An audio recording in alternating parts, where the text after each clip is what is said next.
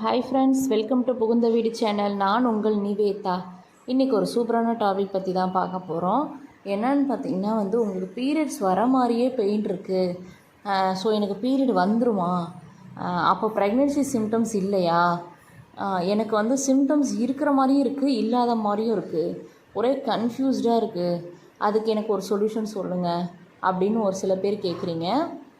So ஒரு சில பேர்னு சொல்கிறத விட மோஸ்ட்லி இதை தான் கேட்குறீங்க. ஸோ அதுக்கான வீடியோ தான் இது. அதுக்கு முன்னாடி நம்ம சேனலை சப்ஸ்கிரைப் பண்ணாதவங்க சப்ஸ்கிரைப் பண்ணிக்கோங்க. என் ஃபோன் நம்பர் வேணும்னு கேட்குறீங்க. என் ஃபோன் நம்பர் வேணும்னா நான் ஸ்க்ரீனில் ஒரு நம்பர் தந்திருக்கேன், அந்த நம்பருக்கு வாட்ஸ்அப் பண்ணுங்கள். ஆஸ் பர் யூடியூப் ரூல்ஸ் என்னான்னு சொல்லிட்டு ஷேர் பண்ணுவாங்க. விருப்பம் இருந்தால் ஜாயின் பண்ணிக்கோங்க, இல்லைன்னா இக்னோர் பண்ணிக்கோங்க.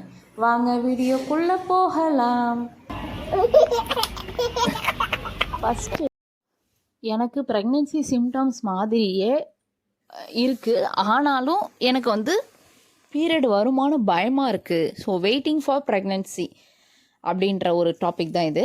ஸோ இப்போ உங்களுக்கு வயிற்ற வலிக்குது அப்படின்னா, வயிற்ற வலிச்சாலே உங்களுக்கு பீரியட்ஸ்க்கான அறிகுறி கிடையாது. உங்களுக்கு மாதம் வயிற்ற வலிக்கிறது உங்களுக்கு கண்டிப்பாக டிஃப்ரென்ஷியேட் தெரியும். இல்லை என்னால் ஃபஸ்ட்டு ப்ரெக்னென்சி டிஃப்ரென்ஷியேட்டே தெரியல அப்படின்னா, ஃபஸ்ட்டு ஒரு கான்ஃபிடென்ட்டாக இருங்க. இதுதான் ஃபஸ்ட்டு பாயிண்ட்டு. உங்கள் மைண்டில் பாசிட்டிவ் வைப்பு மட்டும்தான் இருக்கணும். ஸோ நம்மளுக்கு இருக்கிற சிம்டம்ஸ் ப்ரெக்னென்சிக்கான சிம்டம்ஸ் தான் அப்படின்னு சொல்லி ஃபஸ்ட்டு ஃபிக்ஸ் பண்ணுங்கள். அதுக்கப்புறம் நீங்கள் செக் பண்ணுங்கள். கண்டிப்பாக உங்களுக்கு ப்ரெக்னென்சி சிம்டம்ஸ் நல்லா தெளிவாக உங்களுக்கு கிளியராகவே தெரியும். ஸோ நீங்கள் ஆசிலேஷன் மைண்டாக பார்த்தீங்கன்னா உங்களுக்கு கிளியரான ரிசல்ட் தெரியாது. ரிசல்ட் மீன்ஸ் அந்த சிம்டம்ஸ்க்கான அந்த உணர்வு உங்களால் உணர முடியாது. ஸோ என்னடா இது இப்படி சொல்கிறாங்க அப்படின்னு நீங்கள் நினைக்காதீங்க. ஒரு டைம் ட்ரை தான் பண்ணி பாருங்களே. நான் சொல்கிற விஷயம் இவ்வளோ பாசிட்டிவ் வைப்பு நம்ம சேனல் நான் சொல்லிகிட்டே இருக்கேன். அதனால் வர ரிசல்ட்ஸை நீங்களும் கண்கூட நம்ம கம்யூனிட்டி போஸ்ட்டில் பார்த்துட்டு தான் இருக்கீங்க. நேற்று கூட ஒரு சிஸ்டர் எனக்கு பாய் பேபி பிறந்திருக்கு, உங்கள் நம்பர் என்கிட்ட மிஸ் ஆயிடுச்சுன்னு சொல்லிட்டு மெசேஜ் பண்ணாங்க. ரொம்ப சந்தோஷமாக இருந்துச்சு. ஸோ எனக்கு கொஞ்சம் ஹெல்த் ப்ராப்ளம்னால என்னால் போட முடியல.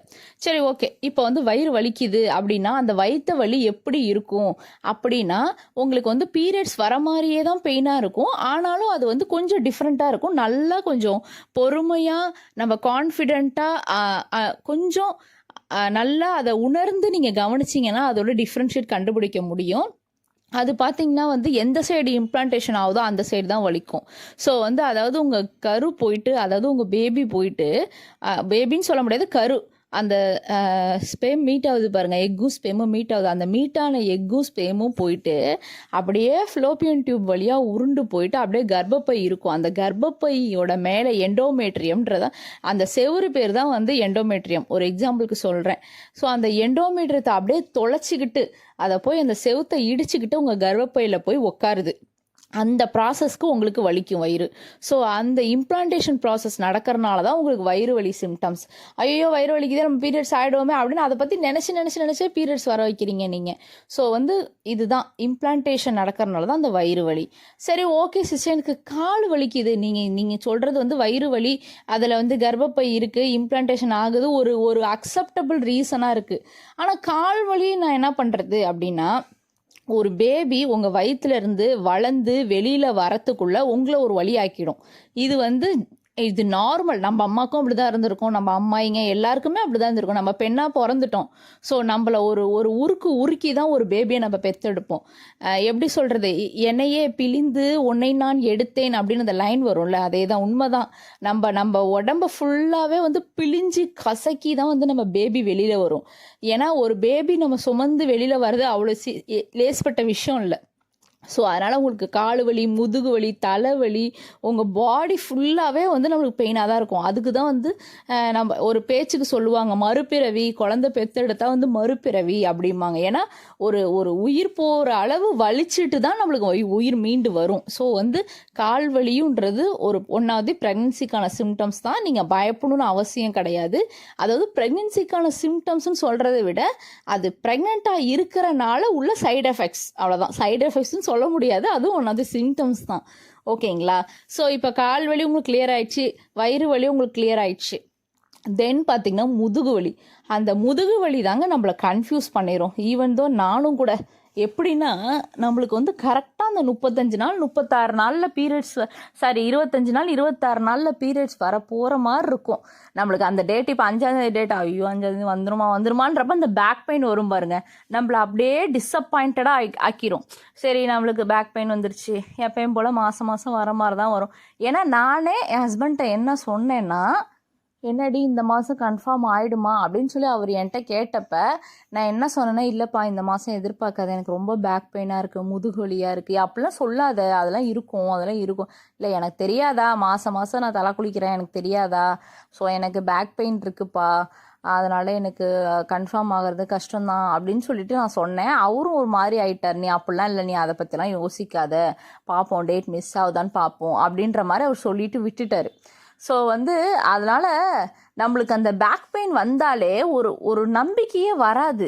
என்னடா நம்ம பீரியட்ஸ் வர மாதிரி பேக் பெயின் இருக்கு, அப்படியே பீரியட்ஸ்க்கு எப்படி வருதோ அதே மாதிரி தான் இருக்கும். டிஃப்ரெண்ட் நீங்கள் கண்டே பிடிக்க முடியாது. எதனால் அப்படின்னா, உங்களுக்கு பீரியட்ஸும் கர்ப்பப்பையிலேருந்து தான் வருது, பேபியும் கர்ப்பப்பையிலேருந்து தான் இருக்குது. ஸோ உங்கள் வயிற்றில் என்ன இது இருந்தாலுமே அதோட இது வந்து பார்த்திங்கன்னா முதுகில் தான் காட்டும். ஸோ முதுகில் வந்து பேபி வளர நம்மளுக்கு பேக் பெயின் வரதும், பேபி இந்த வயிறு பெருசாக பேக் பெயின் வருது. நார்மலாகவே நம்ம வெயிட் போட்டால் பேக் பெயின் வரும். ஸோ வந்து அந்த பேக் பெயின் அப்படின்றது ஒன்றாவது ப்ரெக்னன்சி சிம்டம்ஸ் தான்றது எப்படி நம்ம கண்டுபிடிக்கிறது அப்படின்னா, அது பீரியட்ஸ்க்கு வர மாதிரியே தான் பேக் பெயின் இருக்கும். அதுவும் எப்போ ஸ்டார்ட் ஆகும்னா, உங்களுக்கு இம்ப்ளான்டேஷனுக்கு அப்புறம் ஸ்டார்ட் ஆகும். ஒரு எக்ஸாம்பிளுக்கு உங்களுக்கு பீரியட்ஸ் வரத்துக்கும் 2-3 நாளைக்கு முன்னாடி தான் வந்து நம்மளை பூச்சி காட்டுறதுக்காக வலிக்கும். ஸோ நம்மளும் வந்து ஒரு மாதிரி ஆகிடும், சரி என்ன முதுகு வலிக்குது, நம்மளுக்கு எங்கே கன்ஃபார்ம் ஆக போகுது. ஏன்னா ஏற்கனவே நம்ம பல கஷ்டங்கள், பல மிஸ்கரேஜ், நிறைய அடிபட்டு நம்ம வந்திருக்கோம். சரி இந்த வாட்டி தான் கன்ஃபார்மாக நம்ம டாக்டர் ட்ரீட்மெண்ட்லாம் எடுத்திருக்கோம், ரெமெடிஸ்லாம் ஃபாலோ பண்ணியிருக்கோம், வெயிட் பண்ணி பார்ப்போம் அப்படின்ற எண்ணங்கள் இருக்கும். கரெக்டாக அந்த பேக் பெயின் வந்துன்னு வச்சுக்கோங்களே, உங்களுக்கு அந்த மனசளவில் நீங்கள் வந்து சரி பீரியட்ஸ் வந்துடும் அப்படின்ற மனசுக்கு வந்துடுவீங்க. ஸோ அதனால தான் சொல்கிறேன், பேக் பெயினுன்றது ஒன்றாவது பெஸ்ட்டு ப்ரெக்னன்சி சிம்டம்ஸ். ஏன்னா வந்து காமனாக நிறைய பேத்துக்கு நிறைய மாதிரி, சில பேத்துக்கு தலை வலிக்கும், சில பேத்துக்கு தலை வலிக்காது, சில பேத்துக்கு மார்னிங் டயர்டாக இருக்கும், சில பேத்துக்கு மார்னிங் ஃப்ரெஷ்ஷாக இருக்கும். ஸோ வந்து இதெல்லாம் ப்ரெக்னன்சிக்கான சிம்டம்ஸ் தான். மார்னிங் வந்து டயர்டாக இருக்கிறது ப்ரெக்னன்சிக்கான சிம்டம்ஸ் தான், தலைவலி ப்ரெக்னன்சிக்கான சிம்டம்ஸ் தான். ஆனால் அந்த 2 சிம்டம்ஸ் வந்து ஒரு சில பேத்துக்கு இருக்காது, ஆனாலும் அவங்களுக்கு கன்ஃபார்ம் ஆகும். ஸோ அதனால் இது நான் இப்போ எதுக்காக இது சொல்கிறேன்னா, காமனாக ப்ரெக்னன்சி சிம்டம்ஸ், காமனான எல்லாருக்கும் இருக்கிற ப்ரெக்னன்சி சிம்டம்ஸில் இந்த முதுகுவலியும் ஒன்றாவது சிம்டம்ஸு. ஸோ முதுகுவலி சிம்டம்ஸும் யூரின் அடிக்கடி போகிற சிம்டம்ஸும் வந்து எல்லாருக்கும் இருக்கிற காமன் ப்ரெக்னன்சி சிம்டம்ஸு. ஸோ எல்லாருக்குமே யூரின் அடிக்கடி போகும், எல்லாருக்குமே முதுகு வலிக்கும். இந்த 2 சிம்டம்ஸ் வந்து காமனான ப்ரெக்னன்சி சிம்டம்ஸு. ஒரு சில பேருக்கு தலைவலிக்கும், ஒரு சில பேருக்கு இந்த மாதிரி டிஃப்ரெண்ட் ப்ரெக்னன்சி சிம்டம்ஸ் இருக்கும். ஸோ நம்மளுக்கு ஃபஸ்ட்டு வந்து கண்டுபிடிக்கிறது யூரின் அடிக்கடி போகிறது, 2வது பேக் பெயின். ஸோ இந்த 2 சிம்டம்ஸும் இருந்தாலே கண்டிப்பாக கன்ஃபார்ம் ஆகிடும். இல்லை இது இருந்தும் பீரியட்ஸ் வந்துருச்சுன்னா உங்களுக்கு மிஸ்கரேஜ் தான் ஆயிருக்குன்னு அர்த்தம். ஓகே, இந்த வீடியோ ரொம்ப பிடிச்சிருக்குன்னு நினைக்கிறேன். இந்த வீடியோவிலே வந்து நீங்கள் கமெண்ட் பண்ணணும், நீங்கள் சொன்ன மாதிரியே எனக்கு வந்து நான் பயந்தேன் சிஸ்டர், ஆனால் எனக்கு அதே போல் கன்ஃபார்ம் ஆயிடுச்சுன்னு சொல்லி கமெண்ட் பண்ணணும். Bye friends.